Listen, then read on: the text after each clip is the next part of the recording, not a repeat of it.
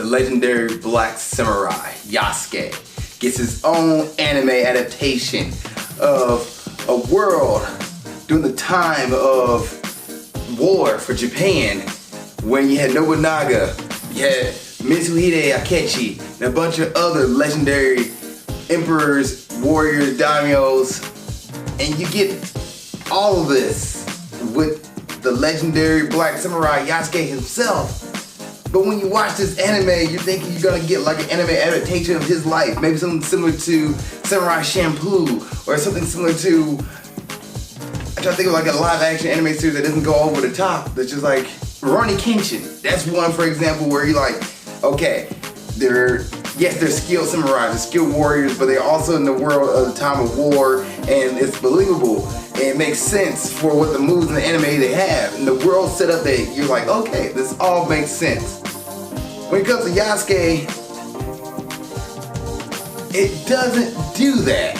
It just throws you into this world that you thought like, wait a minute, I thought it was about like the black samurai and his journey and maybe he had some epic battles, but then it turned into a mecha, and then you have demons and monsters, and you're just like,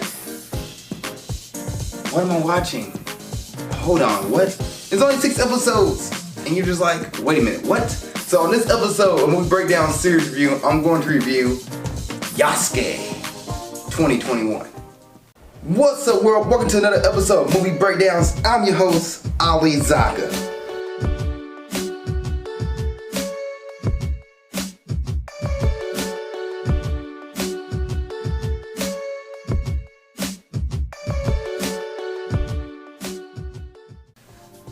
What's up, world? Welcome to another episode of Movie Breakdowns. I'm your host, Ali Zakka, and what is Movie Breakdown Series Review? Or Movie Breakdowns, it's a review series looking at movies and TV shows, anime, give them a grade 8 through up, plus and minus do count.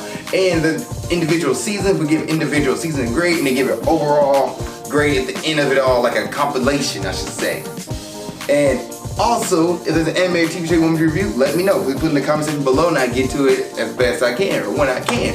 And I have a Patreon, Patreon/Ali Zakka, and on this Patreon, you can get trailer reaction, trailer reviews, more information, more thoughts. You get all my stuff out there. Like, you get my trailer reaction, I'm just saying this stuff over again now, but like, not trailer reaction, but TV show reaction. You see me watching something, you're like, oh my gosh, he's reacting to this, and I put it up there.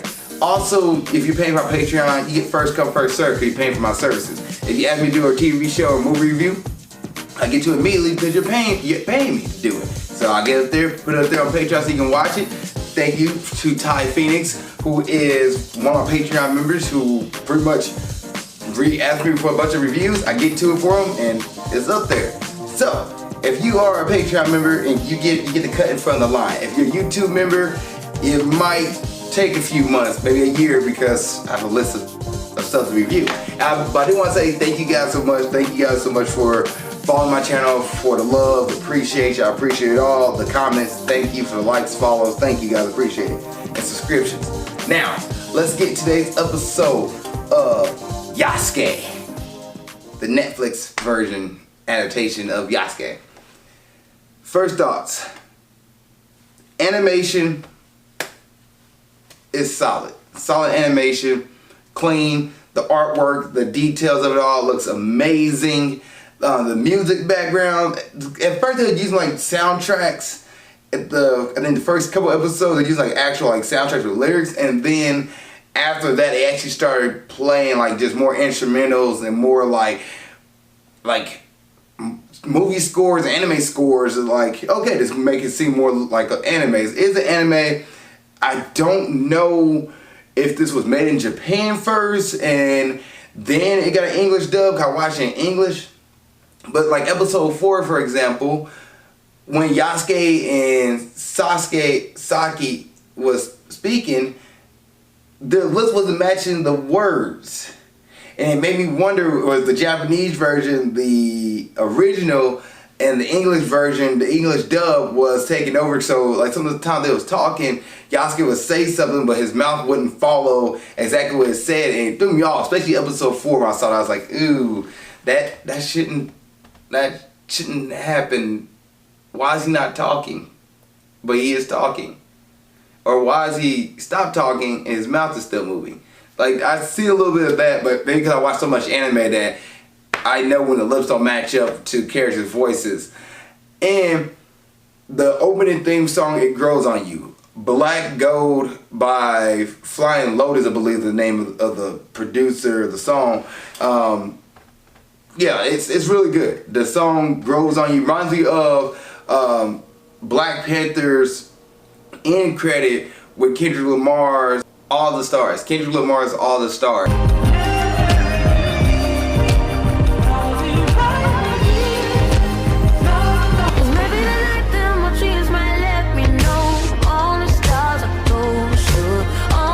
It reminds me of that, especially the ending of the Black Panther scene.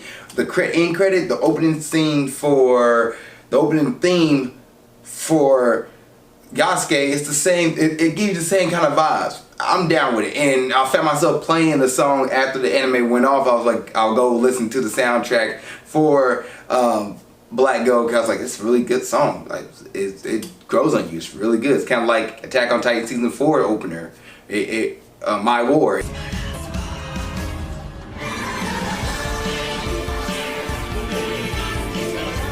It grows on you. But yeah, that's one of the things I did like. The animation, the music, that looked good, looked clean. But the one thing I don't like about this anime, and this is a spoiler review, guys, so I will be getting spoilers. If you haven't seen the anime, go watch it. It's only 6 episodes, each one 30 minutes long, so 3 hours total. Go watch it.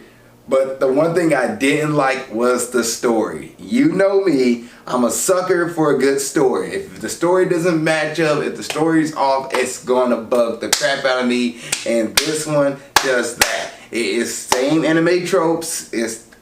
The story is really quick. You don't have time to breathe for certain people, and that kills me. Like a comic got killed with a story where certain characters in the anime don't get the time to really develop, and you don't really get the time to grow to them. You know, they have like an individual scene, but you really get the time to get really attached to them before they get wiped out. Yasuke is the same way. Stuff is happening, and you're just like, where is this coming from? Why is this happening? Who is this? Who is that? What world are we in? At least give me a breakdown of the world we live in so I know what to expect when it comes to there's samurais. Okay, there's mystical powers. Alright, and now there's a mecha. Okay, now there's demons. Huh? What? Oh, there's a girl who can transform into a bear. Huh? This is kind of like Ronnie Kenshin? Nope. No, it's not like Ronnie Kenshin. Okay, well, what is, like, this is like, what, Yu Yu Hakusho? Nope. No, it's not like Yu Yu Hakusho. What world are we in? At least give me some setup. Give me something for this abilities that people have. I want to know. Like, don't just drop me in this world and expect me to just be like, not questioning what's going to happen, because the world is based off the things that happen in this anime are based off the world we're in, and there's no backstory to it. There's no like, are we in an alternate dimension or alternate universe? None of that. So what is Yasuke about? Well, Yasuke is about, like I said, the black samurai. It's based off, I shouldn't say anything about that. It's based off of the black samurai. It's using his characteristic and his story and mixing it into a world that's kind of a more mystic world, magical world. But like, unlike My Hero Academia, unlike what's another one I should say? Oh, Hunter x Hunter, where the opening credit kind of lay you down the groundwork, what kind of world you're in. Unlike One Piece, where the world, it lays you down what kind of world you're in, and then introduce you into this world, like with Luffy eating the Gum fruit in episode 1, where it lets you know what kind of world you're living in. Dragon Ball Z, Dragon Ball, they open up and you know by the opening theme that you're getting into a world that is like mystical, not based on real life. Where Yasuke, from hearing about the black samurai, you're thinking like, okay, this is based on a real life thing. Got Nobunaga Oda in this, so you're like, oh, this is based off a real life thing.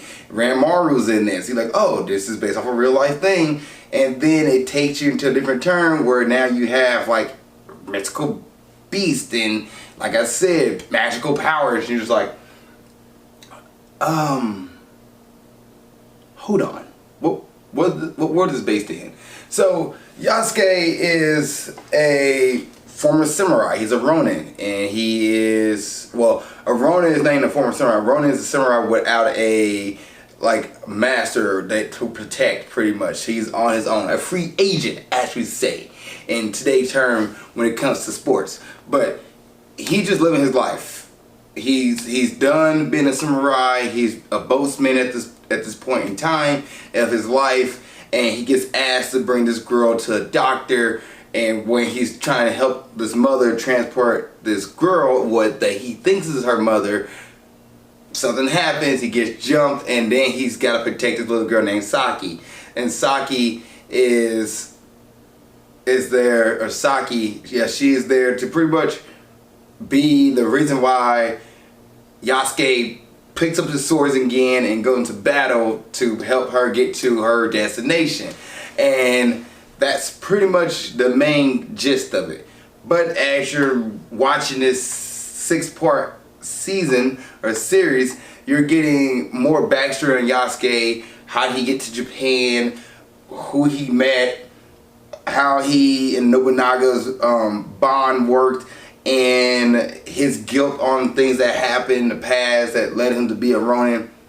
You get all that, and him trying to protect this girl who really doesn't need protection because she has mystical powers, and he's pretty much trying to get her to this doctor who can help her. That is the gist of Yasuke. Also, there is a world destroying bad guy that they gotta band together and fight the bad guy, which leads to some generic anime superhero quotes and comments and script like, I will beat you, you can't stop me, I am the darkness, you will be defeated. Am I watching Kingdom Hearts? But like, we can't beat them, but we can do it together. The power of friendship? Yu-Gi-Oh? Like, all the tropes are there. All the tropes are there. Yasuke gets out of crazy situations because he's the main character, because things that other people get killed by, he gets brought out of. You meet characters and you don't really get attached to them because they're there for a few moments and then get killed off.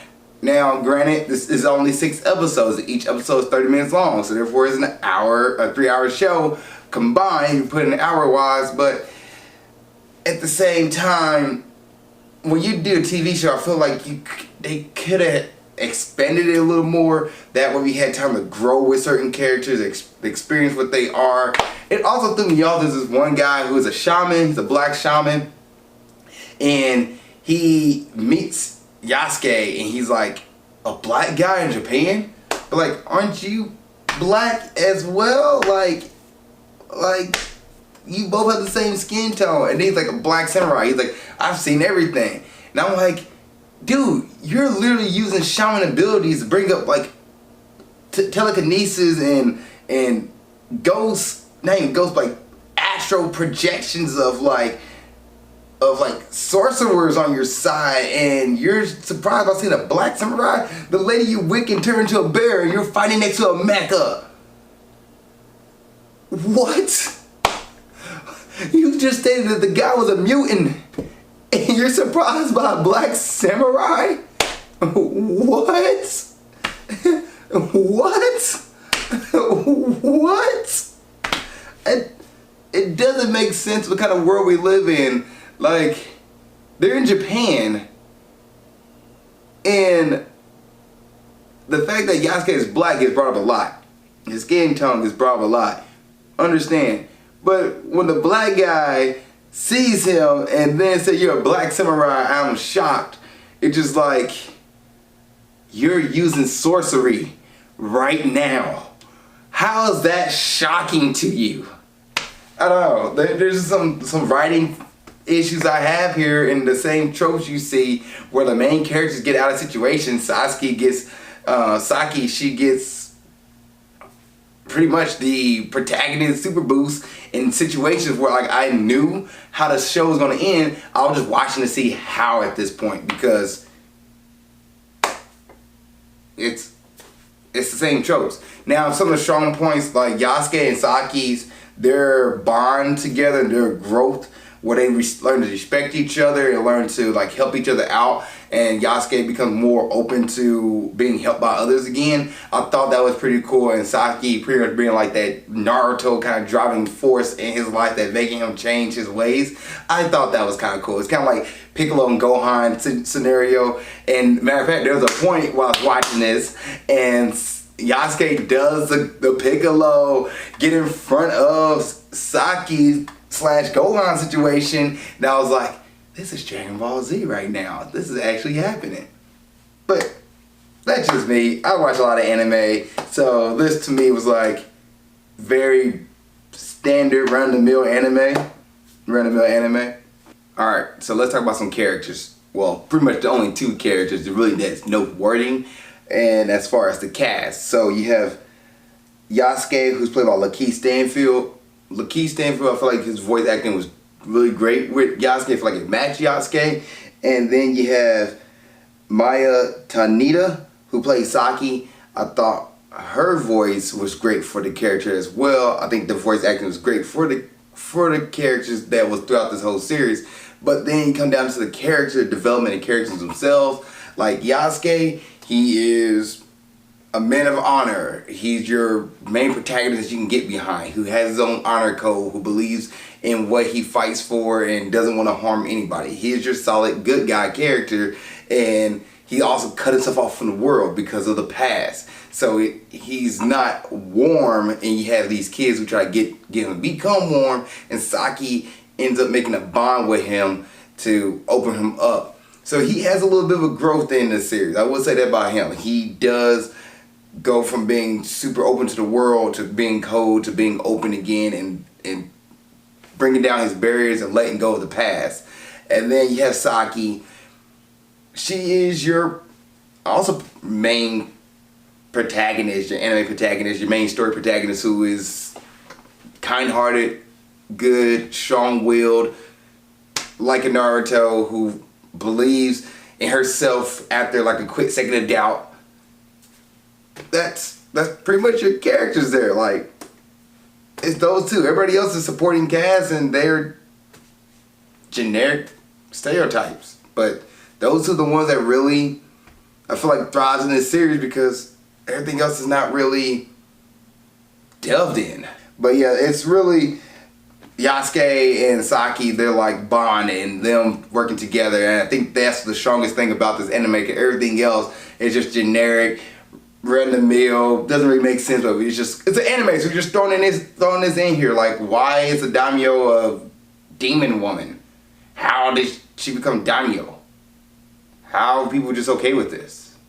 Like, what world we're living in? But yeah, it was cool. It was cool. Alright, is this a anime that you should watch?